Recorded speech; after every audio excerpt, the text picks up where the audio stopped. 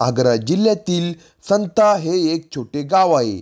या गावामध्ये राहणाऱ्या 23 वर्षीय विकासचा विवाह दीक्षा हिच्याशी झाला होता. दोघेही तरुण होते.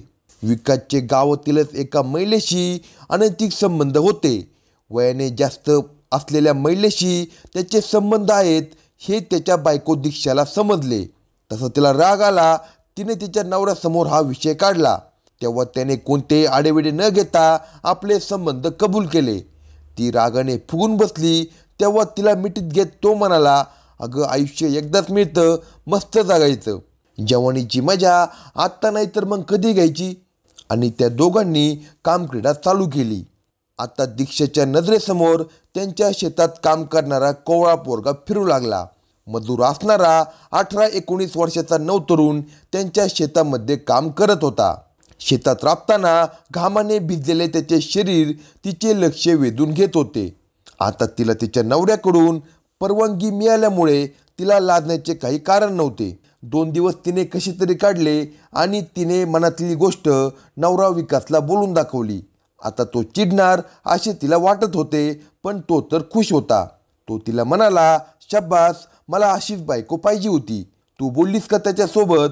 पतीच्या या बोलण्याने तिची भीड संपली. तिने मानेनेच नकार दिला. त्यावर तो म्हणाला, पटव त्याला, तू इतकी देखणी आहे की तुला कुणीच नकार देणार नाही. तुमचे जमले की मला सांग, मी करतो व्यवस्था.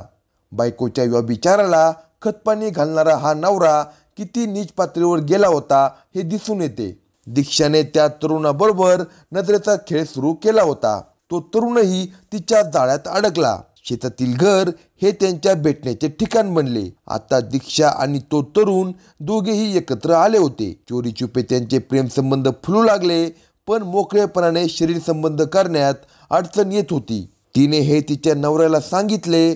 तेव्हा त्याने शेतातील घराची व्यवस्था करून दिली. एका रात्री तो एक बाई घेऊन आला, तर दीक्षा आणि शेतातील मजूरही एकत्र आले.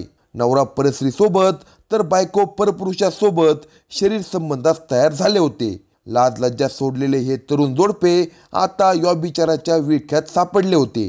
2 खोल्यामध्ये दोघांचा व्यभिचार रंगात आला होता. नवरा बायकोमध्ये कसलीच भीती नसल्याने त्यांना अडवणारे कुणीच नव्हते. त्यांचा हा खेळ आता रोजच सुरू झाला होता.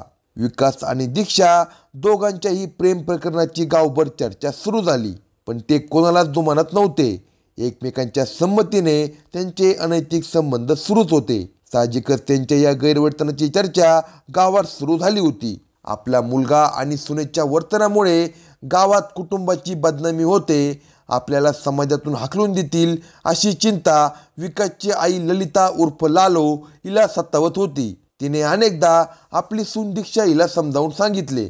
अनेक वेळा टोमणे मारले, टोचून बोलले. मुलगा विकास याला देखील समजावून सांगितले. मात्र दीक्षा व विकास हे दोघेही मौजमजा करण्यापासून परावृत्त होत नव्हते.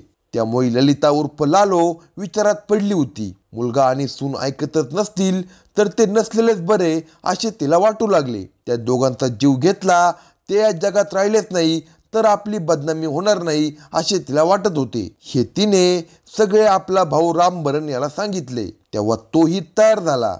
त्याने या कामासाठी नोकर चमन खान याला पैशाचे आमिष दाखवून सहभागी करून घेतले. ललिता आणि रामबरन हे बहीण भाऊ प्लॅन करणार आणि त्याप्रमाणे चमन खानने पुढचे काम करायचे असे ठरले होते.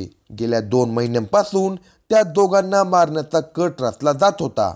योजनेचा एक भाग म्हणून त्यांनी विकास आणि दीक्षा यांना अपघात करून पाण्यात बुडून ठार मारण्याचा प्लॅन केला, पण तो अयशस्वी झाला होता.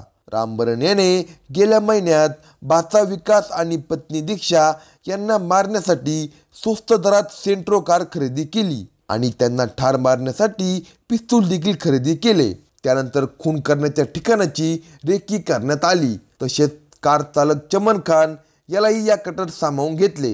हे काम करण्यासाठी त्याला पैशाचे आमिष दाखवले. त्यानंतर रामबरन आणि चमन खान यांनी गडी बजना मासलपूर आणि रस्त्याच्या कडेला सहज अपघात होऊ शकतील अशा अनेक भागांची पाहणी केली. सुमारे 6-7 दिवसापूर्वी रामबरनने चमन खानला त्याच्या सेंट्रो कारने आग्रा येथील संता जिल्ह्यातील विकासच्या गावी पाठवले होते. तेथे चमन खानने विकास आणि दीक्षा यांना सेंट्रो कारच्या अपघातात मारण्याची योजना आखली होती, परंतु जागेअभावी ते अपघातातून बचावले. त्यानंतर राम बरणने चमन खानशी फोनवर बोलून नवा प्लॅन सांगितला.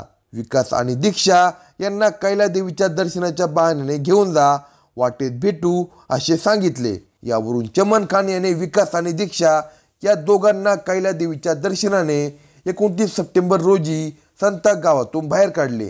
ते कैलादेवीकडे निघाले ही माहिती त्याने राम बरणला दिली. विकास आणि दीक्षा यांनी त्याच संध्याकाळी कैलादेवीचे दर्शन घेतले आणि ठरल्याप्रमाणे चमन खान रात्रीच त्या दोघांना घेऊन मासलपूर भागाकडे निघाला. दुसरीकडे प्लॅननुसार काका राम बरण हा इको कार आणि शस्त्रे घेऊन मासलपूर येथून त्याच्या गावी रवाना झाला. मासलपूर शहरापासून थोडे पुढे असलेल्या खेडा वळणावर राम बरण इको कार घेऊन उभा होता. तिथे चमन खानने कार थांबवली. तो राम बरणकडे गेला. त्याने चमन खानकडे पिस्तूल व कारतुशी दिली. चमन खानने प्लॅनप्रमाणे विकासला ड्रायव्हरच्या सीटवर बसवले आणि स्वतः समोरच्या पॅसेंजर सीटवर बसला. विकास हा कार चालवत होता आणि प्लॅननुसार चमन खान विकासला बाजूने गोळ्या घालणार होता, मात्र त्याला ते जमले नाही.